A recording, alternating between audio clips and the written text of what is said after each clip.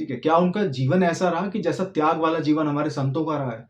मैं अरस्तू की, प्लूटो की या पाइथागोरस की या जितने भी वेस्टर्न फिलॉसफर रहे हैं, मैं उनकी बुद्धि पे कोई सवाल नहीं उठा रहा हूँ। लेकिन भगवद गीता की फिलॉसफी नहीं है। भगवद गीता का जो दर्शन है, वो दर्शन है। और दर्शन का असर आपका सारी चेतनाओं पे, सारी आपकी जो जो इंद्रियाँ हैं, सब पे होता है। फिलॉसफी एक तरीके से आप ये लगा लो कि खुजली करने की दवा है। आपने बुद्धि पे कुछ फिलॉसफी की थोड़ी-सी आपने पाउडर छिड़क दिया और आपकी बुद्धि में खुजली होने लगी, अलग-अलग चीज़ों को जानने की। कुछ लोगों का नेचर होता है कि समाज का कैसे बुरा किया जाए, क्योंकि बुद्धि तो बुद्धि है, आप उसको सही काम में लगा लो, चाहे बुरे काम में लगा लो। और दर्शन शास्त्र का असर होता है चेतना पे। दर्शन का मतलब ही होता है किसी चीज़ का सामना होना। महादेव, जय बजरंगबली। मैं आप लोगों से एक सवाल पूछना चाहता हूँ कि अगर आपके जीवन में कोई ऐसा मकसद है जो आपको बहुत साफ-साफ दिखाई देता है लेकिन दूसरों को दिखाई नहीं देता, तो क्या इसका मतलब ये है कि आपके जीवन का मकसद बिना किसी मतलब के है या वो डायरेक्शनलेस है या किसी काम का नहीं है? अगर आपको जीवन में काम करने का तरीका तो आपको सूट करता है, तो क्या ये ज़रूरी है कि आपके काम करने का तरीका दूसरों को भी सूट करे?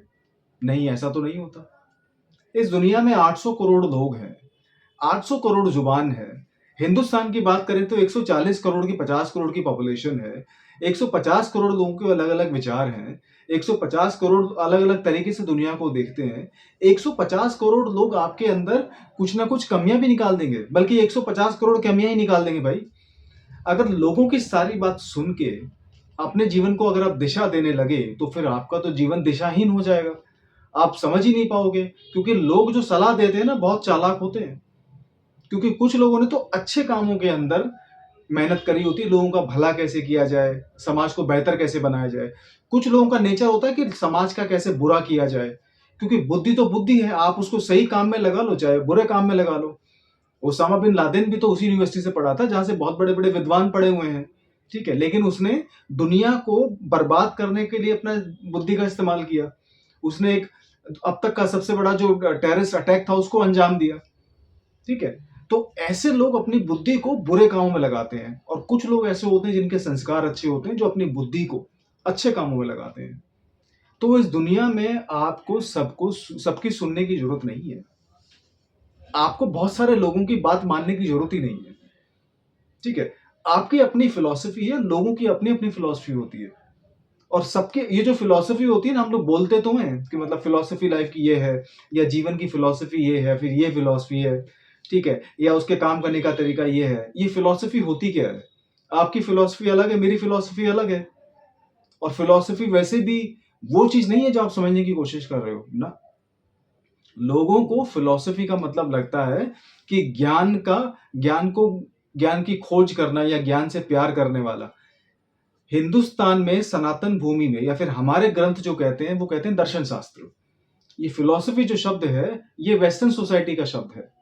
फिलॉसफी का मतलब होता है कि ज्ञान से प्यार करने वाला, ठीक है? या ज्ञान को हासिल करने वाला। लेकिन उसका असर कहाँ पे होता है, ये अपने आप में बहुत बड़ा क्वेश्चन है। फिलॉसफी आपके शरीर को, इमोशंस को और बुद्धि तक काम कर सकती है। फिलॉसफी एक तरीके से आप ये लगा लो कि खुजली करने की दवा है। आपने बुद्धि पे कुछ फिलॉसफी की थोड़ी-सी आपने पाउडर छिड़क दिया और आपकी बुद्धि में खुजली होने लगी, अलग-अलग चीज़ों को जानने की।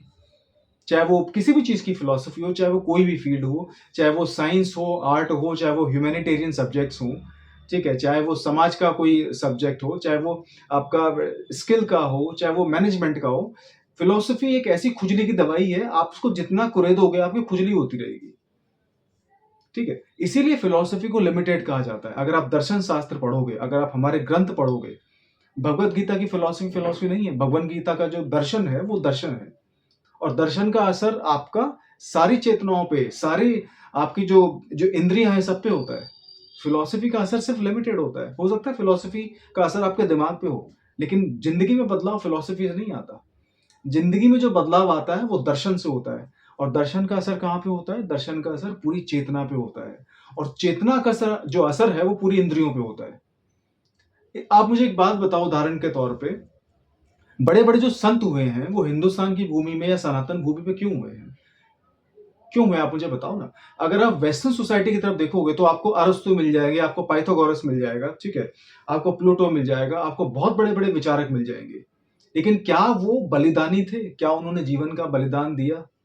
ठीक है? क्या उनका जीवन ऐसा रहा कि जैसा त्याग वाला जीवन हमारे संतों का रहा है? मैं अरस्तू की, प्लूटो की या पाइथागोरस की, ये जितने भी वेस्टर्न फिलॉसफर रहे हैं, मैं उनकी बुद्धि पे कोई सवाल नहीं उठा रहा हूँ। लेकिन बात यहाँ पे बलिदान और त्याग की आती है। मैंने कहीं से सुना था कि वहाँ पे जो वेस्टर्न सोसाइटीज़ में जो होड़ रही है, जो ट्रेंड रहा है, वो अपने आप को बड़ा दिखाने का रहा है। ठीक है? चाहे वो कोई राजा हो, चाहे वो कोई सल्तनत हो, चाहे वो एक कोई किंग रहा हो, चाहे वो आज का भी आप उसका उसका कल उस समाज का जो कल्चर है, वो आज भी उस चीज़ में डूबा हुआ है। आप अमेरिका को देख लो, चाहे यूरोपियन कंट्रीज़ को देख लो, आज भी वो बड़ा होने की होड़ में लगे हुए हैं। हमारे यहाँ वो होड़ नहीं है, क्योंकि हमारे यहाँ फिलॉसफी नहीं, हमारे यहाँ दर्शन शास्त्र पढ़ा जाता है और दर्शन शास्त्र का असर होता है चेतना पे। दर्शन का मतलब ही होता है किसी चीज़ का सामना होना। और हमारी तो सनातन भूमि के जो मूल्य हैं, वो संतों के लिखे गए हैं। संतों ने बकायदा उस चीज़ को महसूस करा है, उस चीज़ की अनुभूति उन्होंने करी है। उस अनुभूति के होने के बाद उस पूरे जीवन का जो कंक्लूजन है, जो निष्कर्ष है, उन्होंने कुछ लाइनों में लिखा है। भगवत गीता के जितने भी श्लोक हैं, जो 700 श्लोक हैं, वो कोई बहुत बड़ी-बड़ी कहानी नहीं बताते हैं। एक-एक श्लोक के अंदर जीवन का सार है। लेकिन मैं ये नहीं कहूँगा कि भगवत गीता सबके ऊपर एक जैसा असर डालती है, क्योंकि भगवत गीता को पढ़ने वाले व्यक्ति बुरे भी होते हैं, अच्छे भी होते हैं, चालाक भी होते हैं और साधारण भी होते हैं, बेचारे सीधे-साधे भी होते हैं। इसीलिए भगवत गीता आपको जीवन का दर्शन तभी दिखा पाएगी जब आपकी बुद्धि एकदम साफ होगी।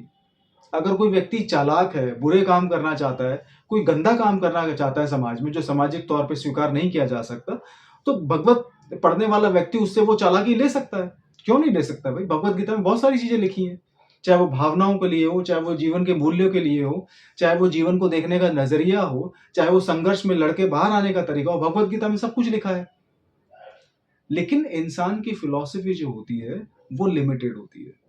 और जब दर्शन होते हैं, तो दर्शन शास्त्र अलग होता है। दर्शन शास्त्र का असर जो होता है, वो हर जगह होता है शरीर पे। इंसान के अंदर जो क्रांति, जो बदलाव, जो चेंज आता है, वो फाइनल होता है। फिलॉसफी वो चीज़ नहीं कर पाती।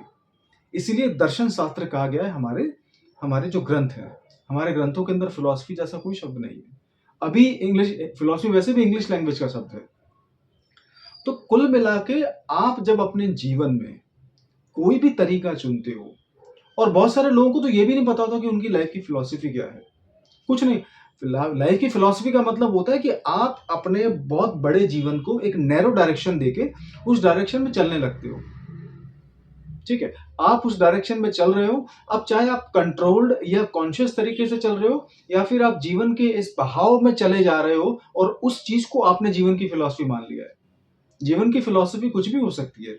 एक व्यक्ति है जो शाम को सारा दिन काम करता है, शाम को नशे में चूर चूर हो जाता है। उसे वो उसके जीवन की फिलॉसफी नज़र आती है। एक जीवन जीने का तरीका ही तो हम लोग फिलॉसफी मानते हैं।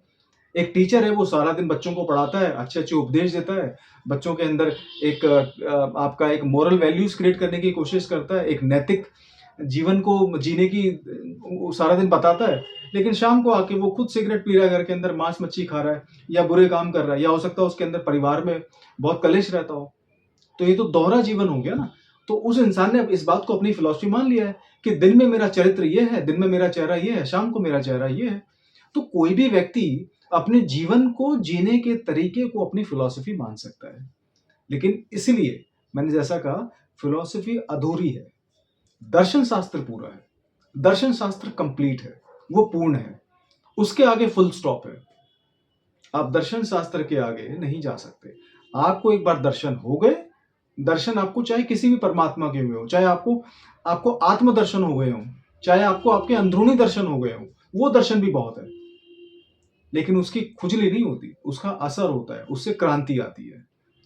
इसलिए अपने जीवन की फिलॉसफी को समझो, ये देखो कि आपका जीवन कंट्रोल्ड या अनकंट्रोल्ड तरीके से, मतलब सचेत या असचेत तरीके से, कॉन्शियस या अनकॉन्शियस तरीके से आपका जीवन कहाँ जा रहा है। और वैसे भी अगर आप अनकॉन्शियस हैं, तो फिर मान लो कि आप सिर्फ सांस ले रहे हो, आप चल रहे हो, आप दाल रोटी खा रहे हो, आप जिम कर रहे हो, कमा रहे हो, सब कुछ कर रहे हो, लेकिन आपकी जो मानसिक स्थिति है वो बेहोशी जैसी है। ऐसे लोगों को बेहोश व्यक्ति से ज़्यादा नहीं मानता कुछ भी, क्योंकि बेहोश, आज के वैसे भी लोग बेहोश हो चुके हैं। तो जो होश में है, उसी व्यक्ति की फिलॉसफी अच्छी होगी, उसी व्यक्ति के जीवन का दर्शन अलग होगा, और वही व्यक्ति जो चेतना के स्तर पे काम करता है, वही अपने आप को कंट्रोल कर सकता है और वही एक अच्छा जीवन भी जीता है। बेहोश जो व्यक्ति होते हैं, उनको तो आप कहीं भी ले जाओ उठा के। बेहोश व्यक्ति एक तरह से मुर्दे की तरह होता है, आप उसे वहाँ भेज दो, वहाँ चला जाएगा, वहाँ भेज दो, वहाँ चला जाएगा। तो बेहोश तो मतलब कोई होश ही नहीं है। जो होश है, वही अपने जीवन को जी रहा है, जो होश में है। हर हर महादेव, जय बजरंगबली।